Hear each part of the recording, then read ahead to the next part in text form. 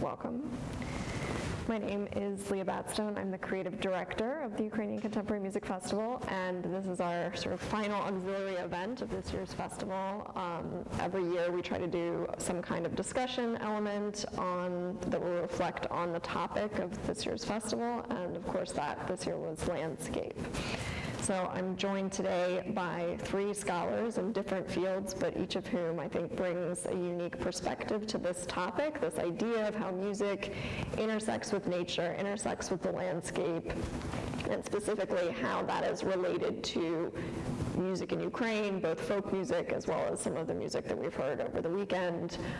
So each of them are going to give a little bit of an introduction to their work and their perspective, and then I'm hoping that we'll basically have a discussion, and it'll be open to questions from any of you, and I can also moderate the discussion. So we'll start with Miroslav Shkadry, who is a professor emeritus of Slavic Studies at the University of Manitoba in Winnipeg.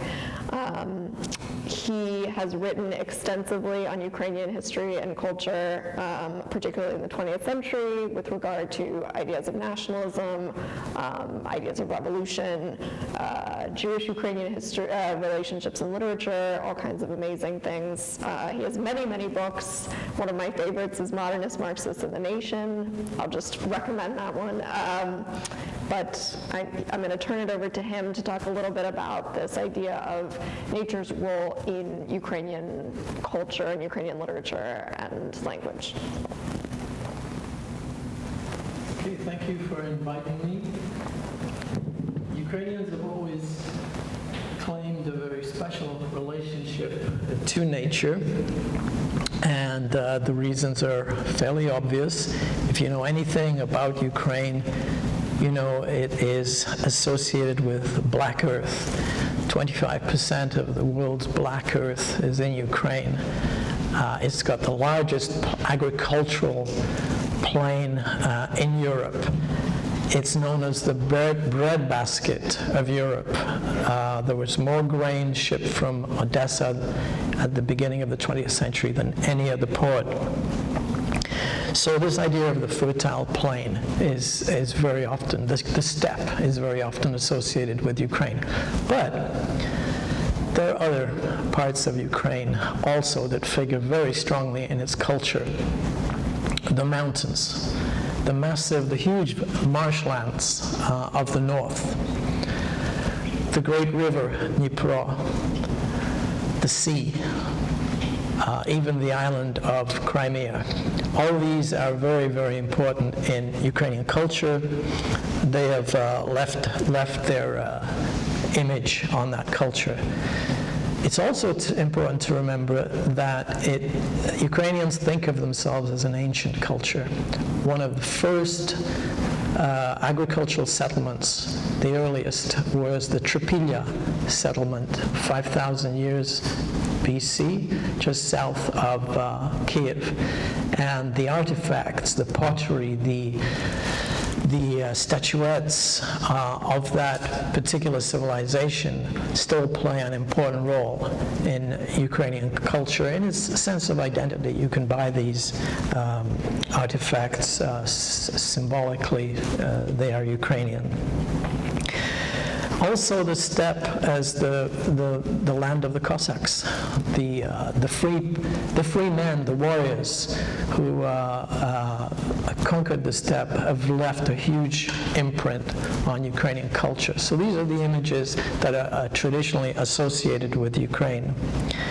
And they live on today. I mean, this is very important today. I'm sure you've all heard of the sunflower lady who walked up to Russian troops and gave them sunflower seeds to put in their pockets, and told them that when they were buried on Ukrainian soil, sunflowers would grow from them, from their bodies. So this is still very powerful symbolism for Ukrainians. It has penetrated popular culture, this ancient tradition and this sort of knowledge of the soil, knowledge of the earth, folk beliefs. church calendar. The church calendar is infused with nature and natural symbolism. Not only the ritual meals at Christmas and Easter, the blessing of the food baskets, but you bring greenery into the house during Rosalia festival in the spring. In August, during the Feast of the Transfiguration, you bring to church and you bless honey and poppy seeds, bread, ritual bread. This is always associated with almost anything that Ukrainians do.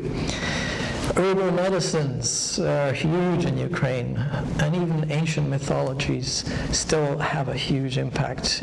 Outside churches, you'll see benches made of aspen trees because they drive away demons. And you've probably heard of the Witch of Konotop. That's not only a famous story by a Ukrainian prose writer called Kvitka Osnovianenko, but it's now a meme. It's a lady who approached Russian troops and told them that every second woman in this town was a witch, and unless they left, there would be deflating consequences to their masculinity. But it penetrates this sort of sense of ancientness, penetrates the whole civilization. This idea that Ukrainians have this, they're able to channel energies, spiritual energies, and it runs through the culture. The first thing that a child learns is animal stories, so-called baiki. And from them they learn that animals, nature is a friend and has to be treated with care, with compassion. One of the greatest Ukrainian writers, Lesia Ukrainka, wrote The Forest Song, which is a wonderful play where nature, in the form of a nymph, falls in love with a human and is mistreated, is pushed aside. So this, agricultural civilization, it has actually now penetrated cities. If you look at the murals, well, until recently they were there in Kiev, they're all colorful. They all have symbols of nature, of birds and fields and flowers. It's almost like Ukrainians have to pull nature into the urban environment. And I think it affects their sense of aesthetics. Farmers are optimists. Farming communities are optimistic. You have to plant a seed in the hope, in the expectation that it will flower, that something will grow from it. So there's a life-affirming quality to Ukrainian art and aesthetics. They sing. Everybody sings in Ukraine. They're known for singing almost too much. Trees. They sing of trees. They sing of flowers. They sing of rivers. I have to tell you one story. In the 1990s, I visited Kharkiv for a conference, and on the train coming back from Kharkiv to Kiev, I listened to the singing on the train. Now, as you know, everybody says Kharkiv is a Russian-speaking city. But on the train was rocking. It was a long train. The whole train was rocking with song. Well, they'd had a few drinks and eaten, but every song was Ukrainian. Every single song was Ukrainian. And that changed my perception of what this Russian-speaking culture was. There's an optimism also in Ukrainian modernism. National modernism at the beginning of the 20th century brought a lot of very important artists, cultural figures to the fore. They visited Paris, they created in Paris and Berlin. But the attitude of Ukrainians at that time was they were bringing something new to European culture, something fresh, something unexplored. This exotic land called Ukraine had something new to offer. And there was this sort of sense of a new sensibility that they had, a unique sensibility with a connection to a past that was very ancient. They were bringing with them. I think that has persisted. Even the Ukrainian avant-garde, which I've written about in the past, it was different, very different from other avant-gardes. If you look at Burlyuk, or you look at Malevich, or you look at Tatlin, they're not obsessed with the machine. They're not obsessed with rupture. They're much more interested in a gentler aesthetic, but also an aesthetic linked to the discoveries that you can find in the cosmos, in nature. David Burlyuk, who actually ended his life here in New York, is another example of that. It's a person who was fascinated by nature and who drew inspiration from nature.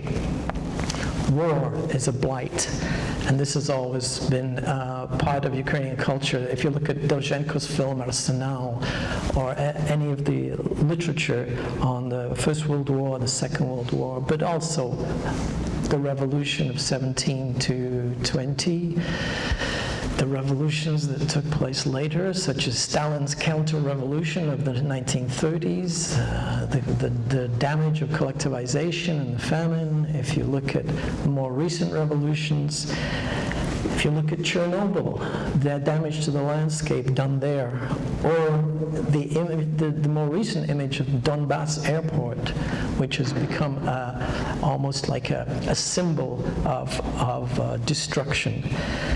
These are all images that are associated with the destruction of war.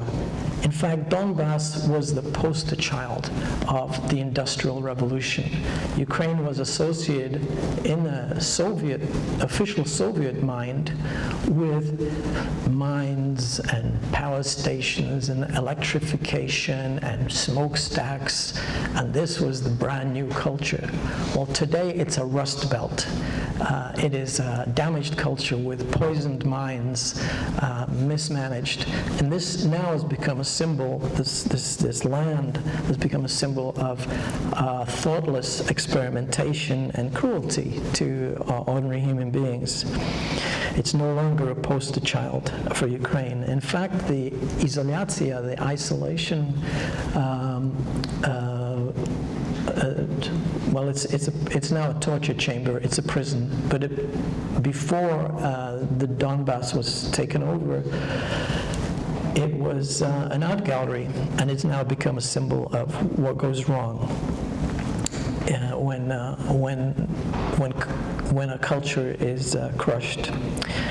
So I still think that Ukrainians are forward-looking. I still think they're optimistic. If you talk to Ukrainians today, one of the shocking things you learn is that they are very optimistic. They are building a new country.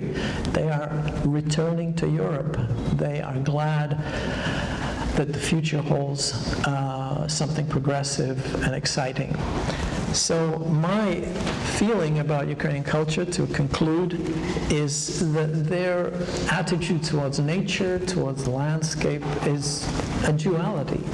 On the one hand, they see the land as joy, bringing joy, life-giving, an energy that they feed off, that they're proud of. But at the same time, it's symbolic today of fragility. It's symbolic of the pain of desecration and the pain of destruction.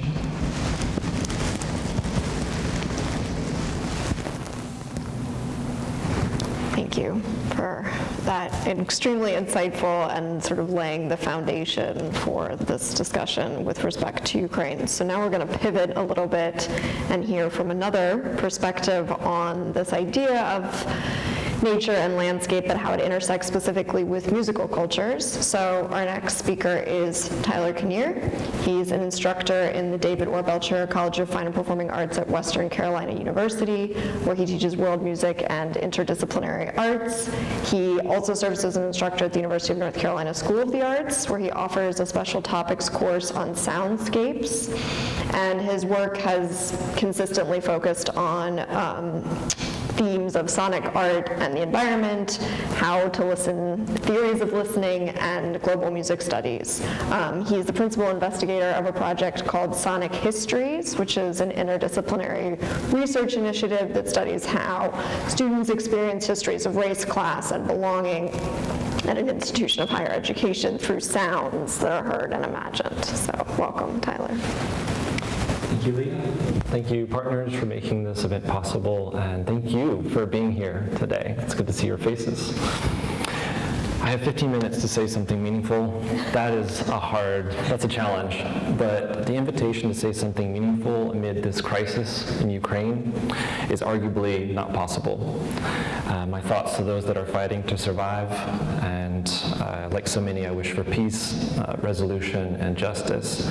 I'd like to start by saying a bit about nature as a concept and some of the ways in which contemporary artists in the Western classical tradition are engaging the physical world in their music. Then I'd like to share briefly some observations on this festival.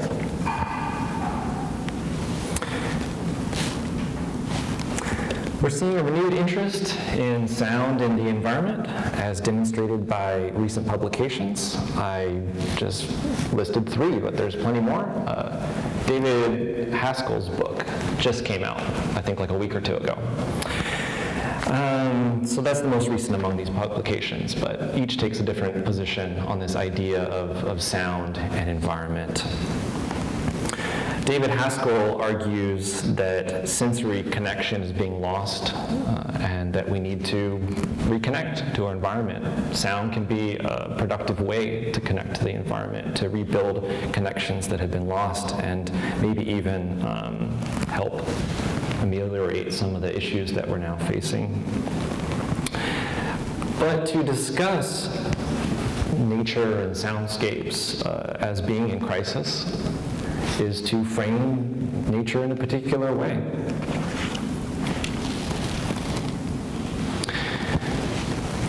Environmental historian William Cronin identifies some of the ways in which conceptions of nature are framed from environmentalist perspectives.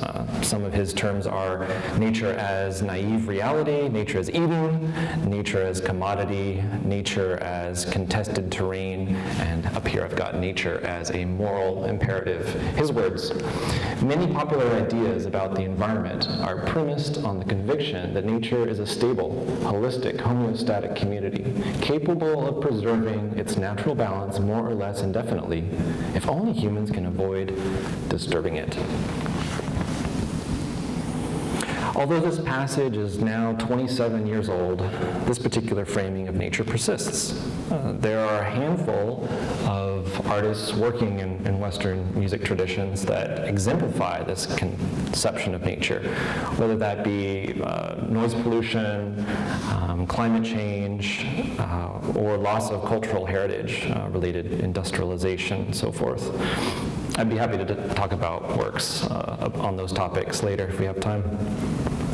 But perhaps problematic about this idea of nature and balance is that it risks idealizing the natural world. If we're going to confront global environmental crisis, as Cronin views it, we need to give more critical thought to the social, religious, and/or political values that inform any one conception of nature. And that brings us to music. So to regard nature as a social construction, I would argue it's particularly useful when studying manifestations of the physical world in contemporary music. The ways in which natural materials, sounds, and/or spaces are engaged in sonic works adds to our social understanding of nature, in that they reiterate, revise, or even question how we engage and interpret the natural world. With that, some questions we might consider. How does an artist present nature? Is nature presented as healing, inspiring, threatening, under threat? Why is nature presented in this way? What's the reason behind it? And what effect does this create? Does this transfer to the audience? Does the audience resonate with that intention, that idea, that soundscape? And of course, through what creative means is nature represented? Mimicry. On the program, there were several pieces that mimicked natural sound sources, whether birds or wind. Field recordings, using actual sounds from the environment recorded onto a device, then played through speakers or headphones. Sonification's a third type, where non-sounding information, such as data, is translated into musical material. In addition to these questions, an even larger question, one we could talk for a long time about, and that's who's nature, right? If nature is a social construct, we need to ask ourselves, who's taking that position on nature, who's defining nature, who's presenting it, and whose voice or voices are being heard, especially in this time of increased concern around equity, diversity, and inclusivity. Mentioned indigenous minority voices there. Are those voices being heard, or are we perpetuating those in historically privileged places? All right. So, since around 2015, I've been surveying contemporary music and thinking about and listening to how these works represent nature. And with that, some themes have emerged from this survey. And I would argue that some of these themes are also present in the works on this program. So let me quickly go through those. The first is myth. These being collective human stories charged with symbolism that invite listeners to reflect on and arguably strengthen their connection to nature. Second theme would be human presence. This can manifest in different ways. It could be, for example, a live performance outdoors, outside the concert hall. It could be the presentation of human sounds in an electroacoustic piece of music, say, for example, voices or footsteps, just the sound of human presence in a soundscape as played through a recording. It's interesting, Miroslav mentioned this kind of gentle approach to nature at the turn of the century, and what I found in pieces from other traditions is that physiological human sounds are often positioned in opposition to machine sounds. So Canadian composer Armory Schafer is a classic example of that, where he'll position like these desirable human sounds in opposition to kind of the noise, as he defines it, of the city, as if we need to recover that kind of original or desirable soundscape. Human presence is important because it places us humans in the narrative. It puts us in that space, offering an emplaced and embodied experience with the world around us. The third category or myth or theme is the transformation of the environment, whether through pollution, war, climate change. I think that supplemental materials are often used, if not needed, to really showcase the transformation of an environment through music, right? If that music's just presented and there's no title to the work or there's no program notes, it's arguably challenging to understand that that's what, say, a piece of music is about. Although at the same time, if a composer says that a piece is about something, audiences may experience it very differently. The last theme I've got is technology. It could be these recorded sounds, post-production techniques. We could argue that musical instruments are also a form of technology. Some larger questions about technology. One is, have we as a species become so accustomed to technology that to use it is second nature? Or have we grown removed from nature to the point that we need technology, the supposed opposite of nature, in order to engage it? Does technology privilege us with a way to capture the complexities of the environment that traditional forms of composition cannot contain? So what do musical works that present these themes do? Well, they cultivate an awareness of place, and I think some themes that I noticed in the pieces on the program. So each concert, forest, fields, Anthropocene, you can see in parentheses that I've put kind of a larger theme that I observed across the works on those programs. So I really like the concert themes. I think it did well to engage these different spaces, but also the themes that emerge from those spaces. The music itself I found compelling. Use of extended techniques, mimicry in various instruments, the prepared instruments as well, right? Using unconventional playing techniques and even modifying instruments themselves. The harmonies were, I use the word haunting to describe them, but maybe you'd find a better word than that. But the harmony stood out, of course the melody stood out, and quality applications of technology. I particularly like the ambition of the Chernobyl-Dorf piece, its co-production element, while at the same time recognizing that not all artists have such resources, opportunities, and fortune. And one question then, maybe the bigger question here is, what kind of nature do artists engage and should engage, you know? We see a number of artists that are escaping to fantasy, and I mean, this is a broader topic. You only need to turn to Hollywood to see kind of the fantasy that's portrayed around topics like disaster and climate change, right? Something we consume as a product. So do we continue to like explore that, or do we turn to the past and find hope or inspiration in something more grounded, something, you know, like ancient or more grounded in the past, or do we face the urgency of crisis, of the current crisis? And with that, I've got an example here. This is a piece by Mazen Karbaj. He's a Lebanese artist living in Beirut. This piece I'm about to play, an excerpt from it, was recorded on his balcony on the night of July 16th, 17th, 2006, and it was made during Israel's war against Hezbollah, the political militant group under the Shia sect of Islam. So what you'll hear is trumpet and nearby bombing. So I just want to acknowledge that maybe these sounds will be sensitive to you, so be aware that you're going to hear sounds of warfare.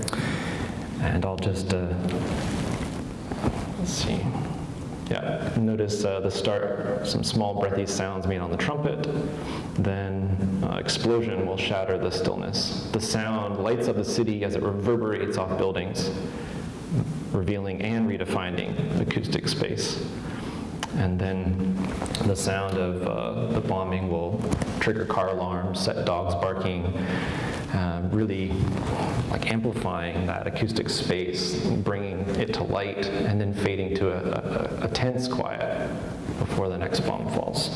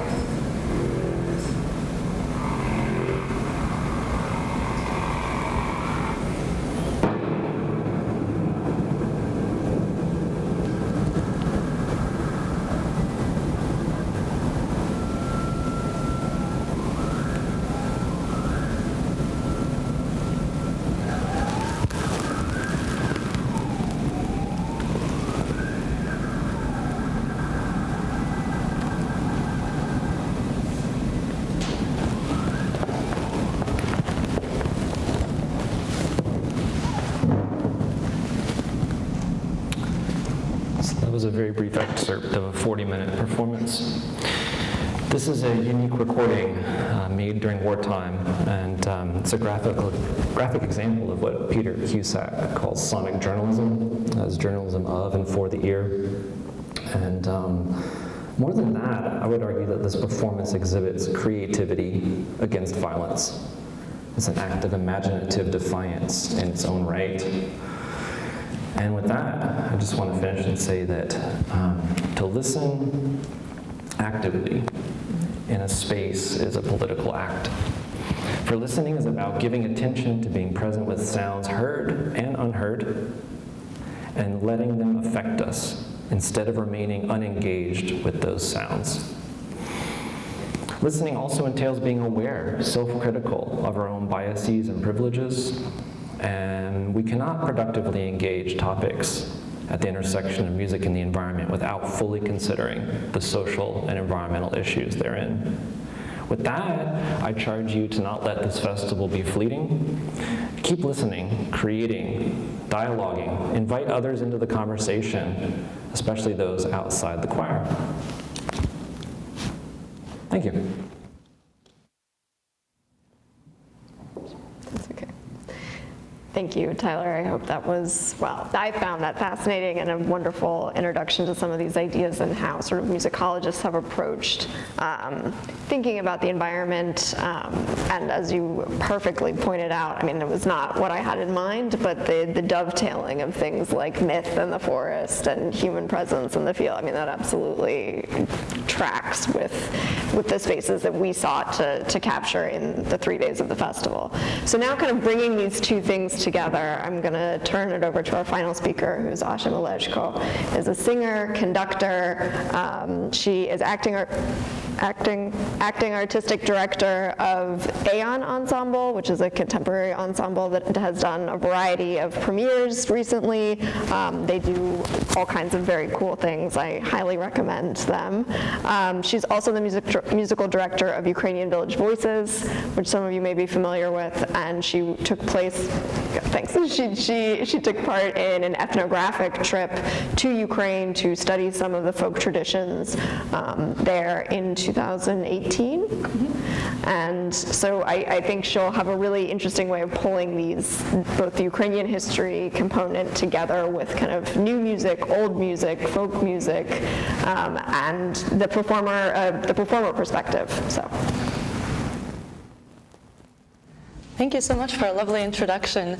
I'm really humbled and honored to share this table with scholars whose works I'm familiar with, but also have turned to when I have come across questions with regards to both, Ukrainian traditions and history, as well as the role of the sort of scope of soundscapes. So this is really, this is fantastic.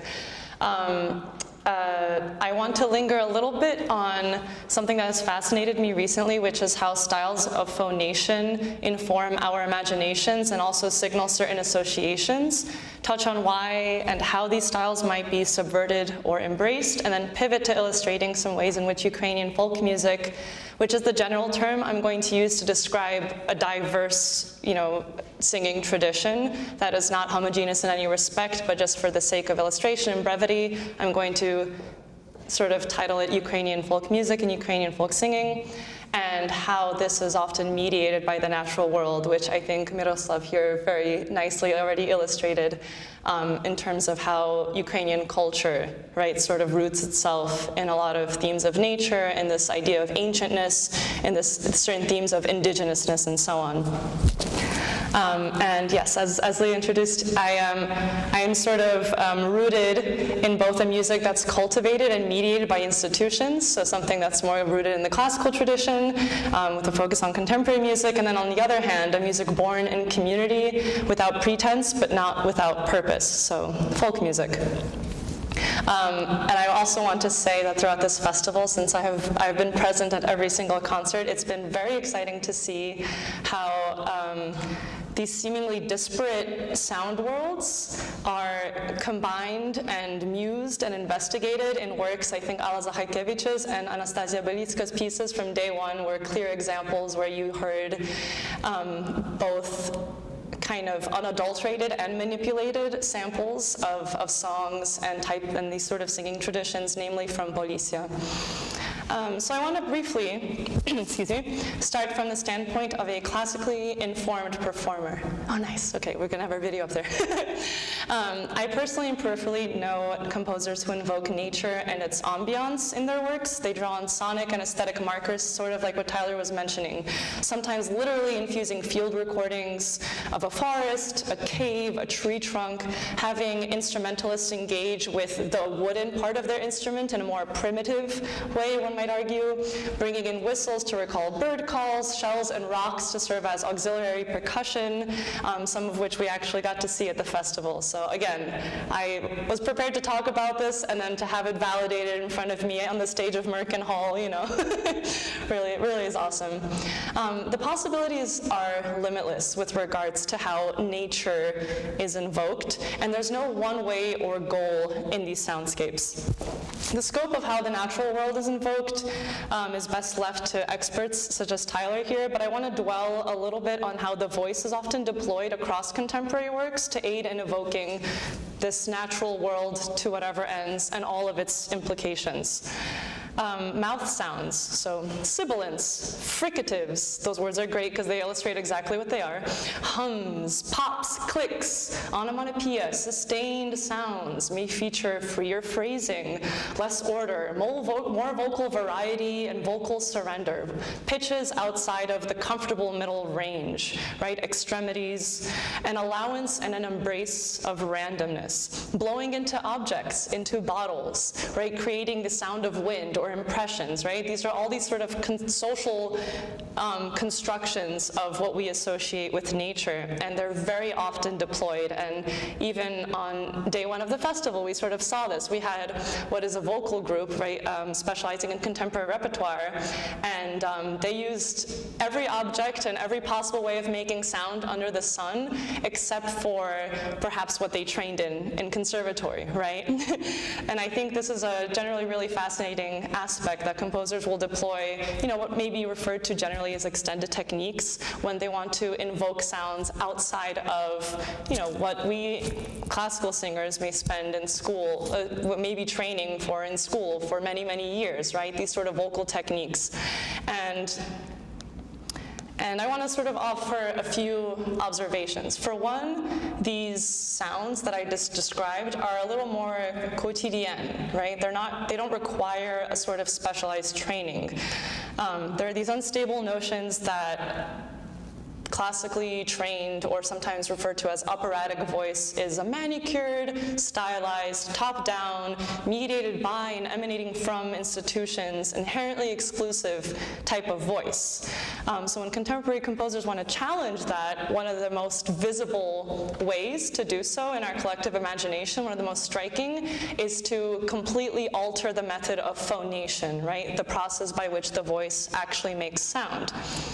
And so, you know, one of the ways, if you want to invoke, for example, something that's nature, the operatic or the classical sound, as is often seen, is not so much linked to these natural aspects. I'm not saying this is a historical conception, because very clearly you had pastoral music, you had all this bucolic and idyllic songs from the 19th century, from like capital R Romantic era, which very much utilized this classical voice, which again is not a single uniform thing. But I think a lot of contemporary composers really want to depart from the associations, right? This is a type of voice that's rooted in institutions, exclusivity, elitism. And so one of the primary ways to sort of subvert that is to, at times, rob the singer of the ability to consult this music using that voice, using that style of phonation into something that's more participatory, primitive even. And I'm offering these words because this is how I'm going to segue a little bit into how our collective imagination hears and responds to folk singing. So to sort of continue, just want to kind of drone a little bit on this point. Oh, this got loud. So while this institutionally cultivated phonation is seen as fabricated, Ukrainian folk singing is often hailed for its raw expression, for being unburdened by notions of perfection or discipline or hierarchy. It's closer maybe to the speaking voice. These are not my personal impressions, and I'm not trying to offer these as perspectives that we should adopt, but these are literally things you will read in the liner notes of CDs, cursory articles with regards to these different singing styles, folk singing styles in Ukraine, general impressions, YouTube comments. I know this isn't something that scholars necessarily want to refer to, but it's also, I think, important in understanding what is the commonplace and mainstream perception of this, right? Because that's honestly what informs it. In music as business, in world music, right, you often have this description of different folk musics from around the world as being more raw, more rooted in nature. And I'm not challenging that, but I think it's really interesting to see that sort of juxtaposition to other styles which are seen as more lofty and less rooted. So it's also true that listeners of Ukrainian folk music will note that the timbre and technique requires training or at least some sort of conditioning, but it's always seen as more of a bottom-up endeavor rather than top-down like the classical voice, which I described. And these notions of rawness, raw expression are often adjacent to ideas of realness and authenticity. And in fact, in Ukrainian, the sort of practice of folk singing is often referred to as authentica, right? So the root word being authentic. You also hear autentyczny śpiew, autentyczny głos, so authentic voice, authentic singing. An older term, but still in practice, is biały głos, which is pure or literally white voice. And it's just so interesting to see how just the style of phonation, because I think there's a world, and I'm going to get into it in terms of the content of a lot of this music, the music that would invoke this type of singing, and how that is very much rooted in the natural world. But I think it's interesting on its own that this style of phonation, which is, again, not one style, and I want to quote somebody that I adore very dearly with regards to this, but I want to just really kind of drill the point home that just this style of phonation on its own signals and even cements these evocations of nature, indigenousness, and pre-somethingness. And I want to say pre-somethingness because in our imaginations, we often furnish what that something is, be it pre-colonial, pre-industrial, pre-Soviet, pre-Christian. And it's not that any of these notions are half true or half wrong. Many of them are true, but it almost sometimes doesn't matter which exact one it is.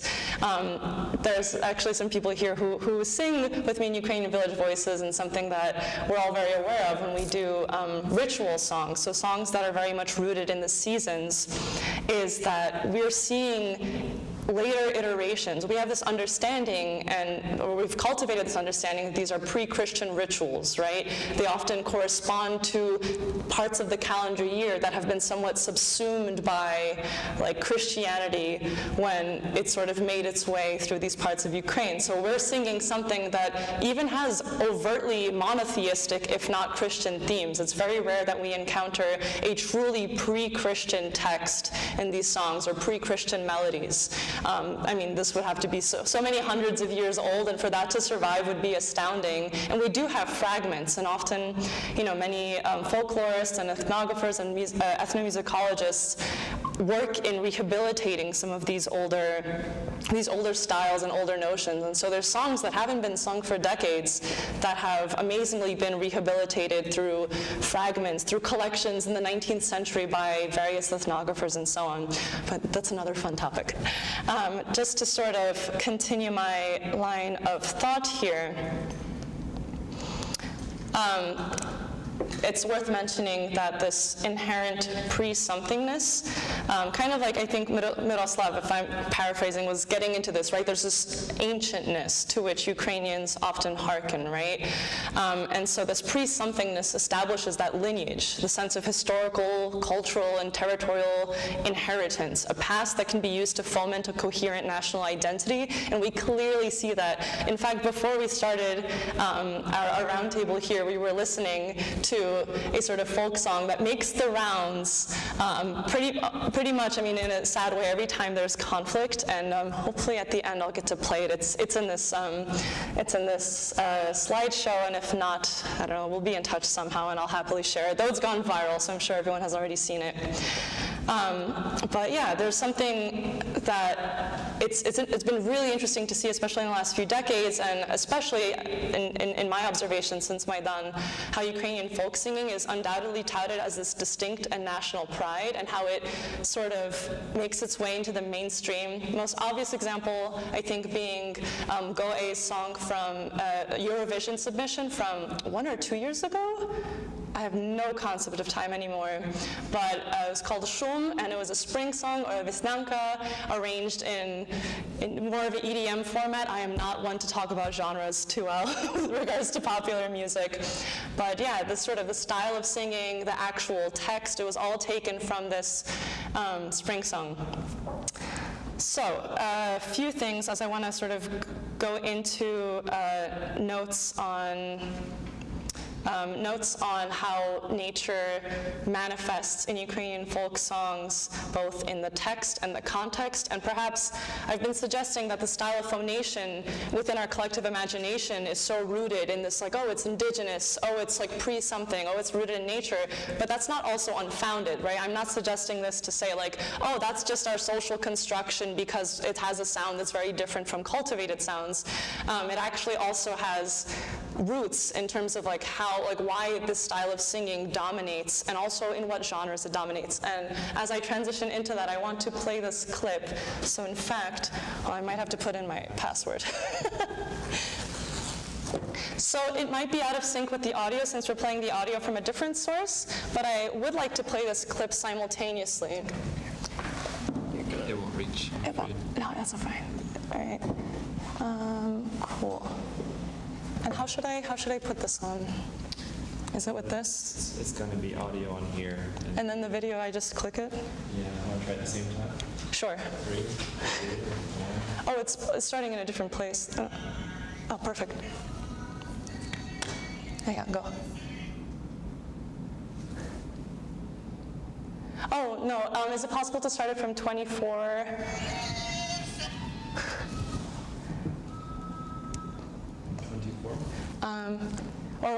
Hold on, what time are you at right now? 24.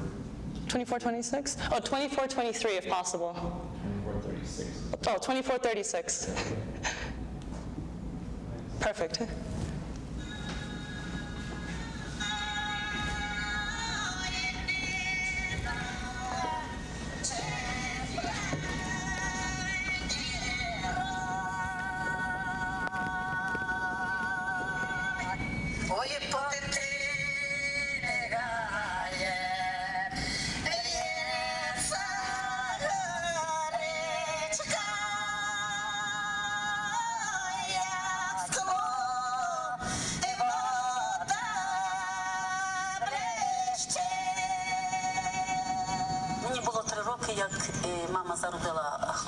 Here, I'll just translate in real time a little bit. She was 3 years old when her brother was born. It's going to be kind of paraphrasing. I was rocking him, I sang to him. When I was just 3 years old, I was already learning songs. This is a lyrical song.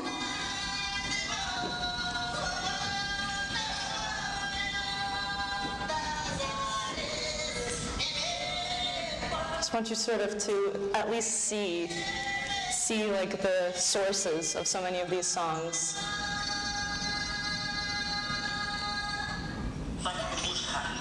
My father sang a lot. He passed away when he was 75.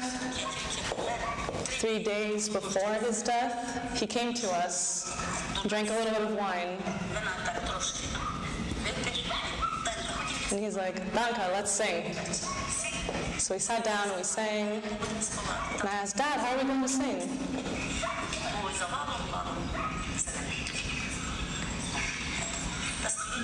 And they started a lyrical spring song.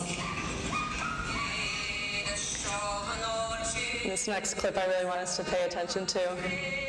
It's So this is a group of folklorists or ethnographers who came to the village and they're studying a song that's popular. And I'll talk a little bit about this village.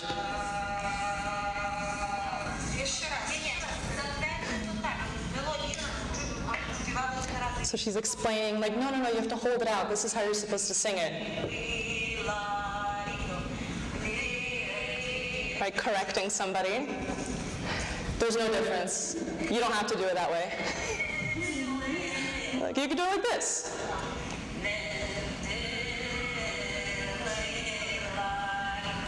Or you could do it like this. Really, doesn't matter.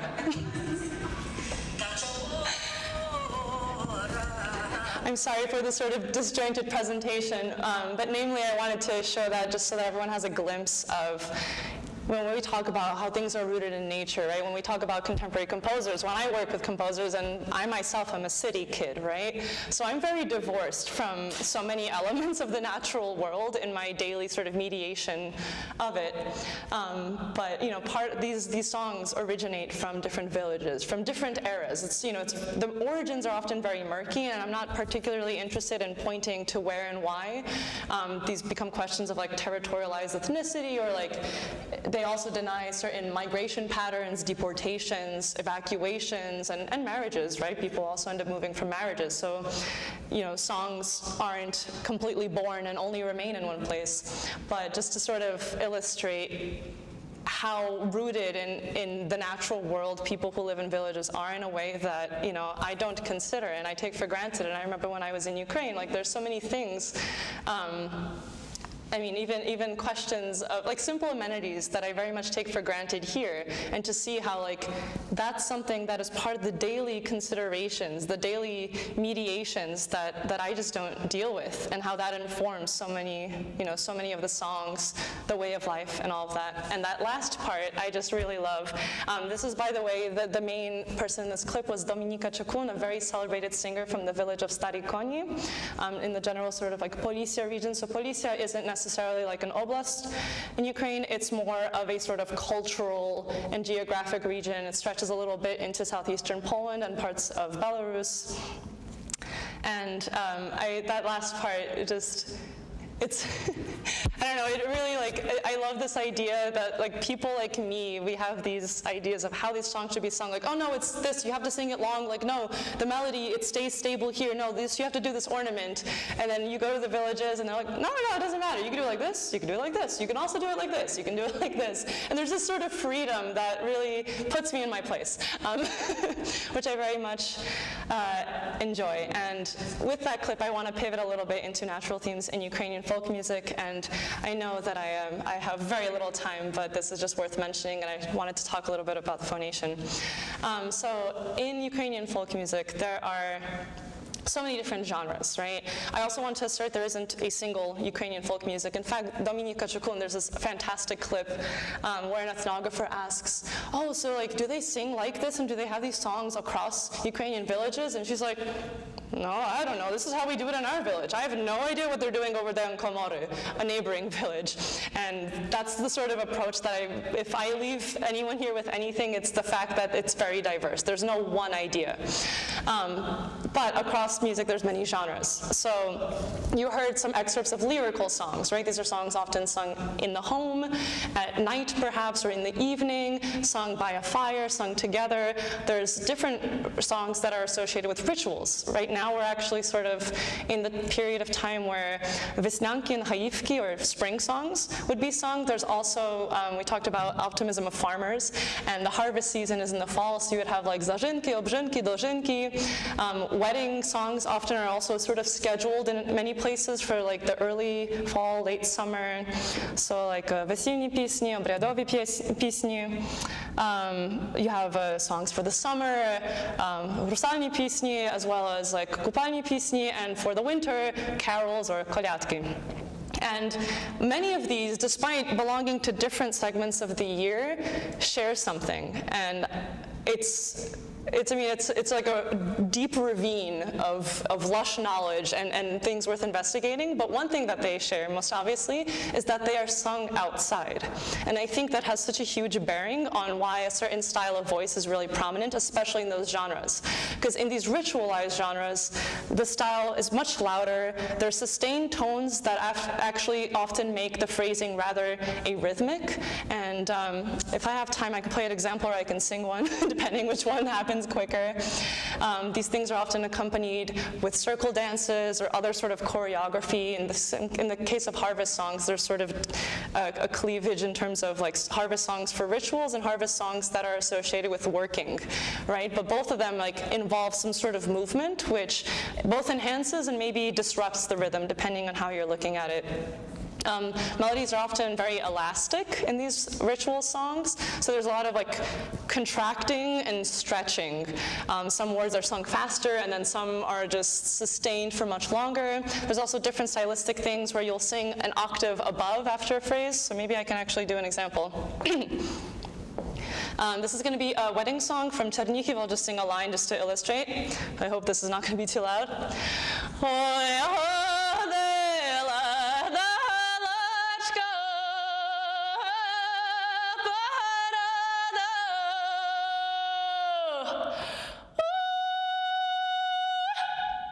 That was, amazing acoustics here. Thank you.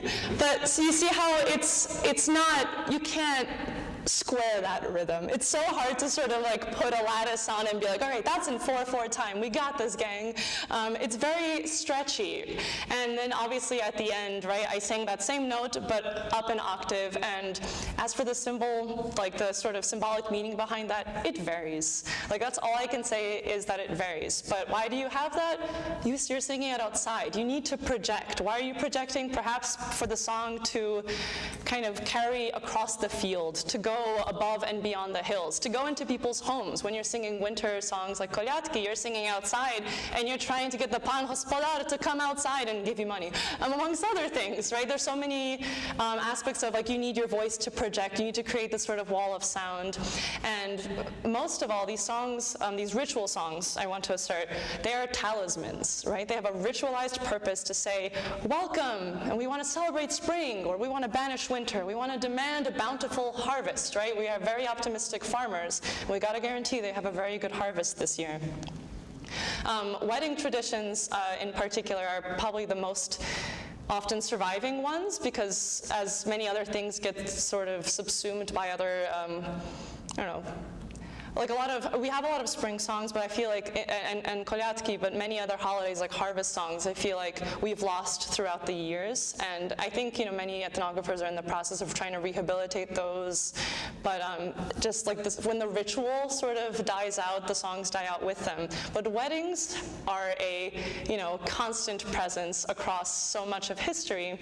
And so like that song I sang, right? You see these sorts of styles in spring songs, in winter songs, in summer songs, like summer solstice songs, but I think wedding songs, because there's so many, like there's just so many examples, and the weddings are very elaborate, right? There's a song for each step of the process, often featuring the same melody but different text, and these ceremonies are so like laden with symbolism as well as superstition. How much time do I have left? All right, let me figure out a sort of note to end on. I have obviously clearly so much to say about this that's very exciting, but other things sort of worth observing.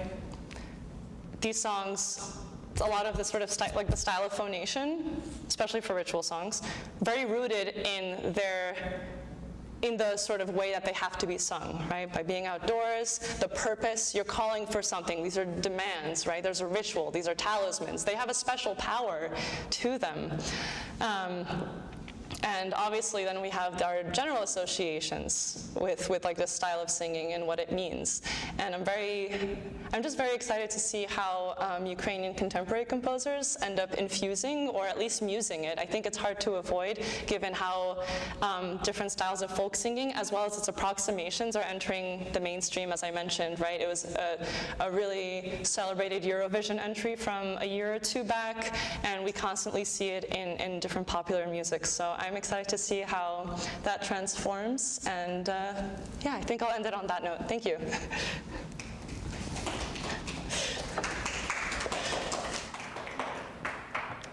So I wanted to give a little bit of time for sort of discussion, because I think each of these speakers sort of informs one another. I'm also open to taking questions if anybody has questions in the audience.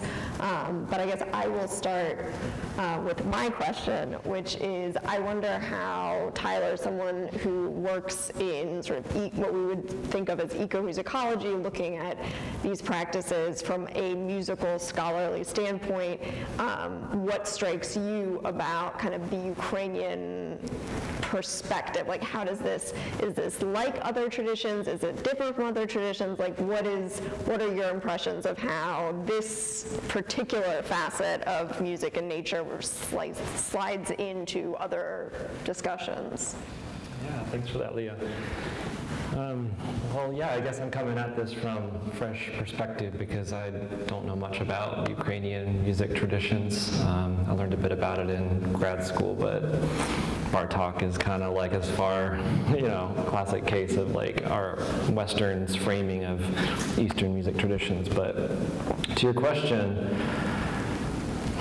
I think that sound and music are universal forms of human expression, and when you take music outdoors, whether by voice or picking up a twig and discovering that it can make a pitched tone, or whether you're in Africa or Ukraine or Australia or Canada, for some reason in my mind I was thinking about these vocal games that Inuit women play in North Canada. It's like a game. They sing back and forth, who can hold their breath the longest, or who can do that.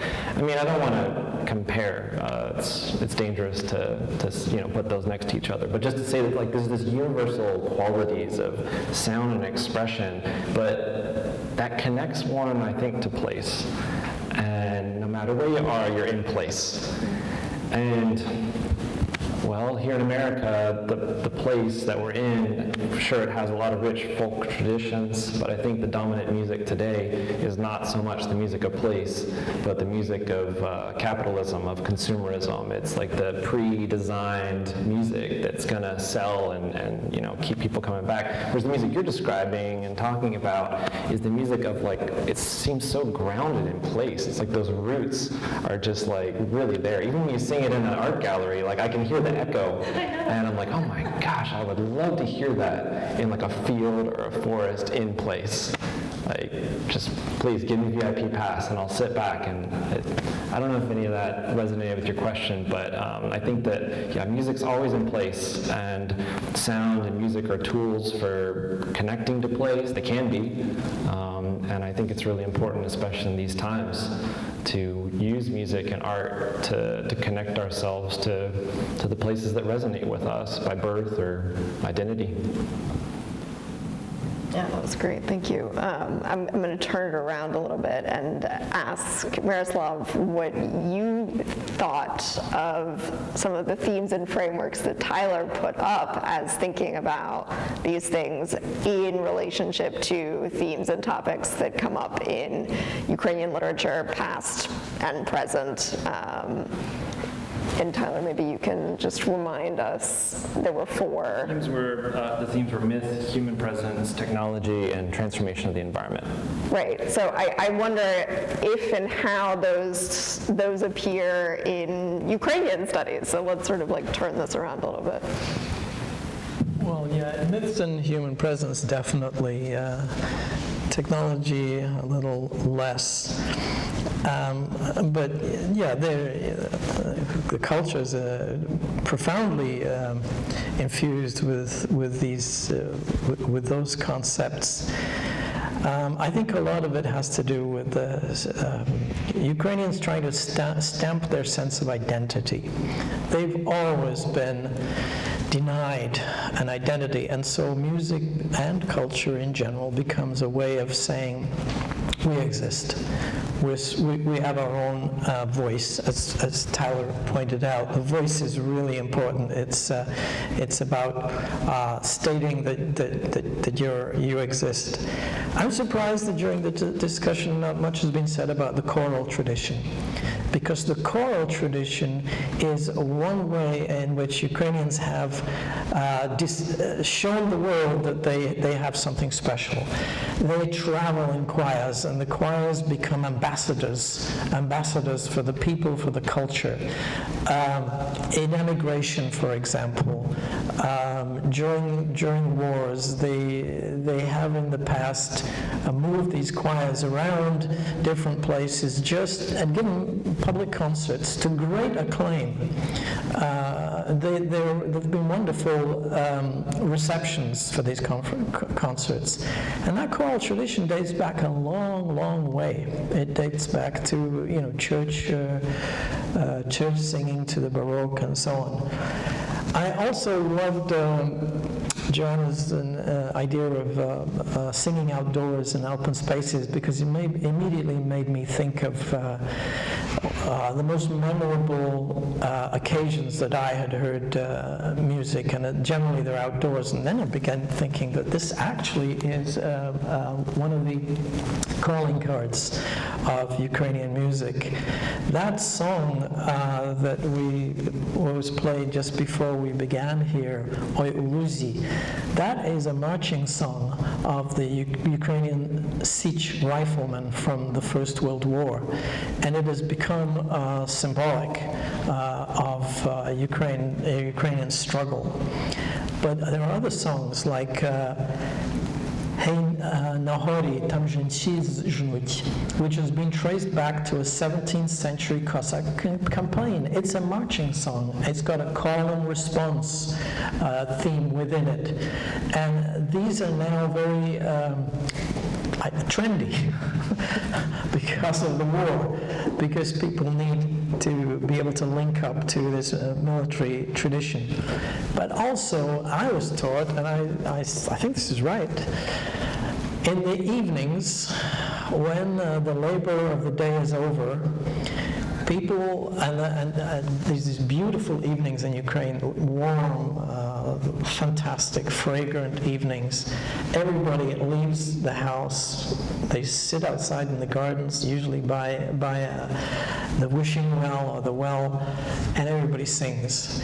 And so the idea of the song traveling through the entire village. This is in the literature. You hear music in the evenings sung beautifully, and they travel from the sound travels from village to village. The boys have their songs, flirtatious. The girls have their songs, often in response. And this is an enormous tradition. I mean, the choral element is something the Ukrainians have that's very special. So these are just my observations. Unless you have a question. No, please.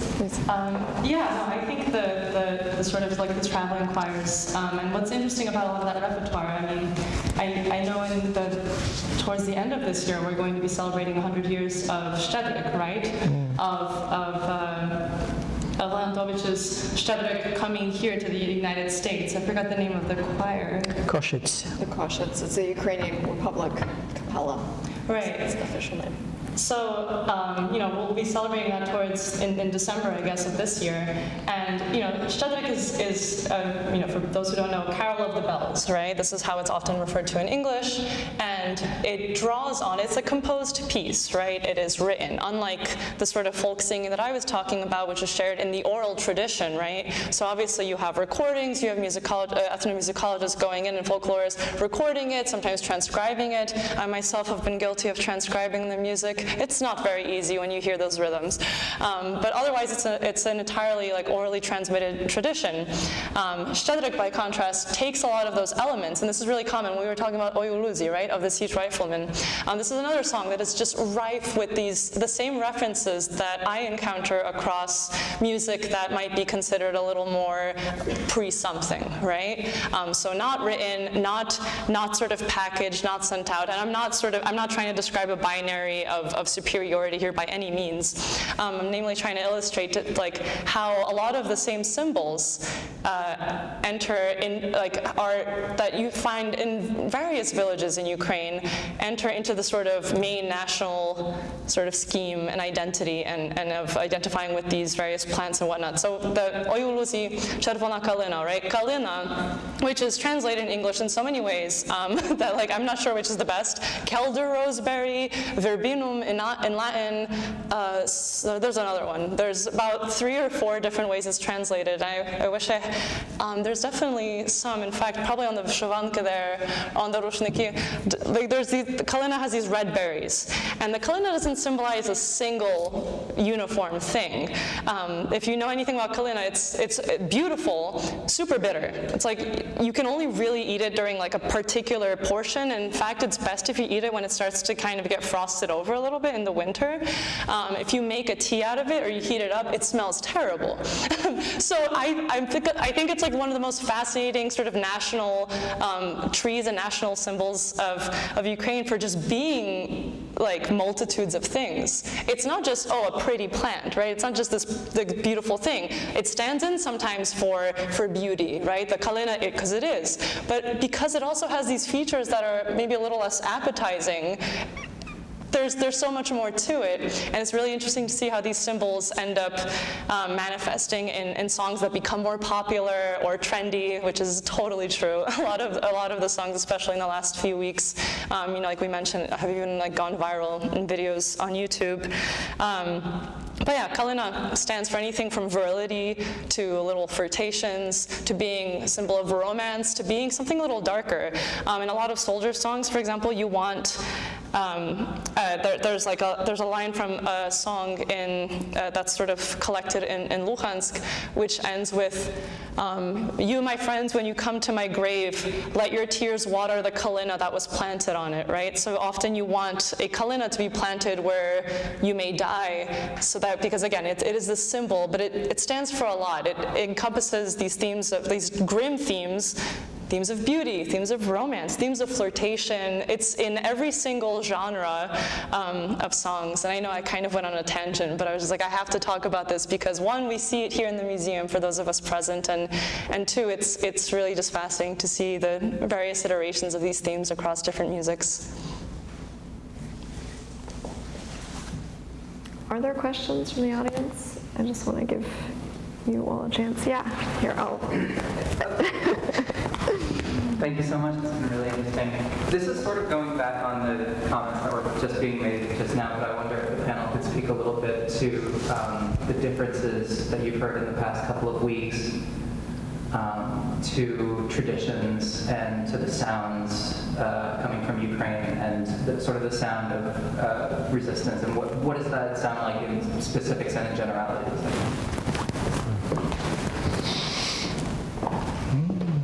I'll let someone else speak first. Well, I'm not a musicologist, but I've been very struck by certain things when I'm asked or to do an interview, or when we ask people in Ukraine to do an interview. There's generally a discussion about timing. And we're told that it has to be before 4 p.m. because not only the blackouts, but also the bombing begins, the sirens go off. They live in a world of the sounds that we heard yesterday in the piece on Mariupol.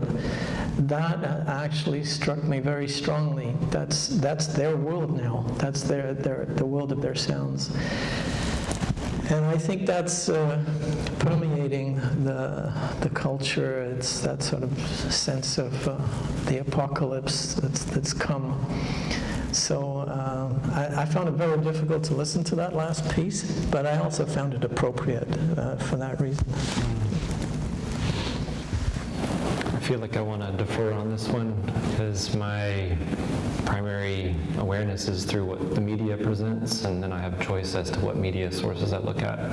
I mean, not to open up a whole can of worms, but the topic of truth and post-truth has been floating around in my mind a lot lately about, you know, is what being said honest? Is it being twisted for some narrative?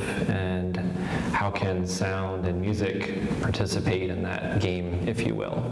You know, and ultimately, I think just the importance of listening and dialogue are as ever important as they have been.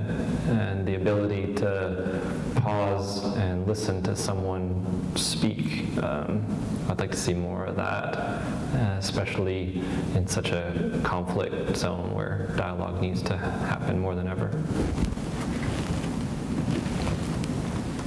Yeah, I touched on this a little bit, but you know, especially in times of conflict, music, especially music that is participatory, right? Which is, again, a lot of these songs that we're seeing footage of, you're seeing maybe one person sing, but then you're seeing iterations. These are songs that often many Ukrainians know.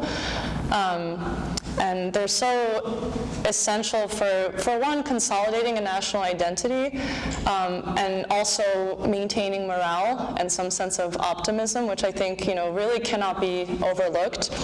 At the same time, this always presents interesting questions because, for one, sometimes I think we have a limited understanding or imagination with regards to what folk music is, right?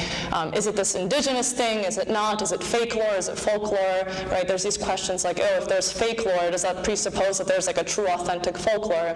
And now this is truly a can of worms that I am not going to open here. But you know, these questions end up bubbling up when certain videos start circulating, and then people begin to, you know, they have a sort of limited scope of, let's say, what that song Oyuluzi is. We already said it here a few times. The origins are clear. It's a marching song. It's basically a soldier song, right? But as it makes the rounds on various social media platforms, it's just labeled Ukrainian folk song, which is not necessarily untrue. The folk themes are present. All the lyrics there I have encountered in so many other songs that are arguably, again, more pre-something.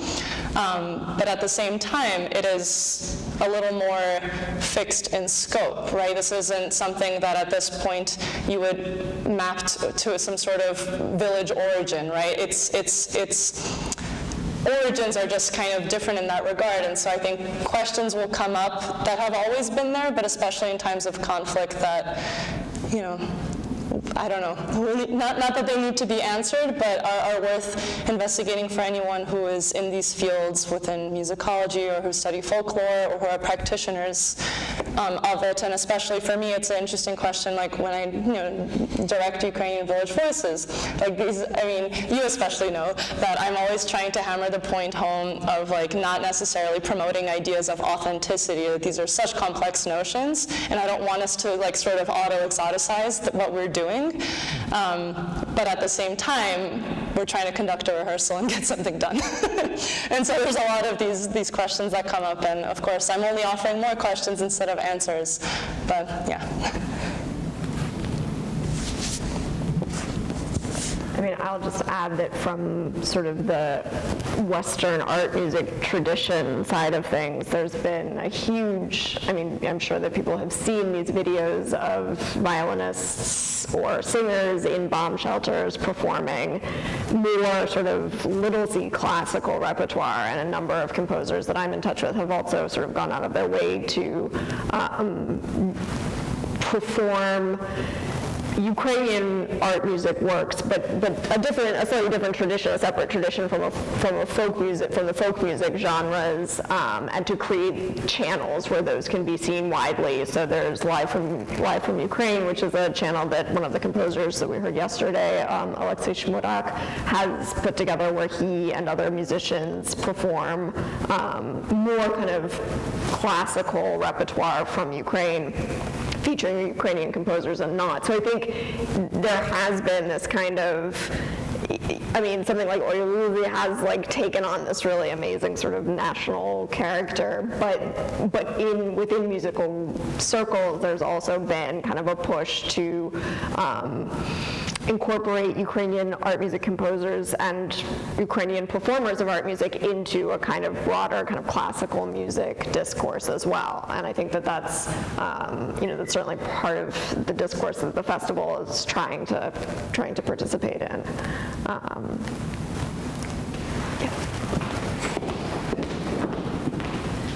Thank you. I just want to share by my experience. So I'm originally from Ukraine, and these days it's very difficult to stay so far from homeland and to observe what there are online. And I really wonder, I discover the very, how to say, how is a strong force Ukrainian song heritage. Before, I listened to some Ukrainian traditional songs just to respect the tradition. Yes, I enjoy this aesthetically. But now I, from time to time, switch on these Kazakh songs, especially presented by Korea Kozakska band and Draska Penchenko, and I really feel how my orchestras speak with me, support me, and for me it's I would survive. It has some psychology effect for me, help me mentally, and really I feel what big potential it has. It has its existential meaning.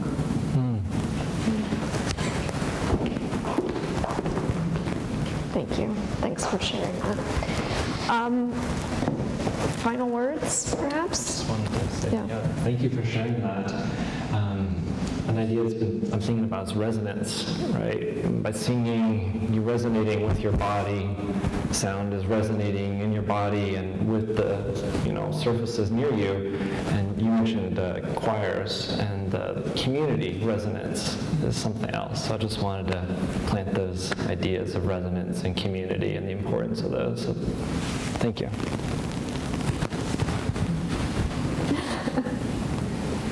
Yeah, I mean, I think there's something so compelling in this music, as I described. Often, like, the style of phonation is regarded as like raw or visceral, which again, I'm not suggesting that that's unfounded. I think that's very true, like both in how you would have to sing it and the fact that it's done in community, right? I didn't get to really prepare enough sort of footage.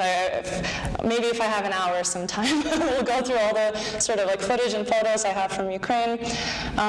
But you just go there, you're singing for hours on hours, just sitting at a table here, and then we move to another table, and there's like endless food, right? Something like this is like from inch to inch. First of all, it's covered in a beautiful rushnik, and then from like every single corner is laden with food, and you're singing with people. And there's a sort of like sense of like sympathetic resonance too. Like, I'm there, I know some songs, I don't know most songs, but I'm feeling it, like the style of singing too, like I'm feeling it here, and it just feels so liberating and so informative. So yeah, thank you for sharing that. I think a lot of people really resonate with like your experience, like turning to these songs, and they just have a wealth of more meaning, especially in these really terrible times than during perhaps calmer or tamer times. And I think it's worth noting that so many of these songs are, especially you mentioned Cossack songs, right, are born in conflict too, right? Their origin stories are ones of war, of strife, of resistance, and so I think they, textually and contextually, sort of like that meaning doubles when we find ourselves in those times as well. What? Any final words? Final ones?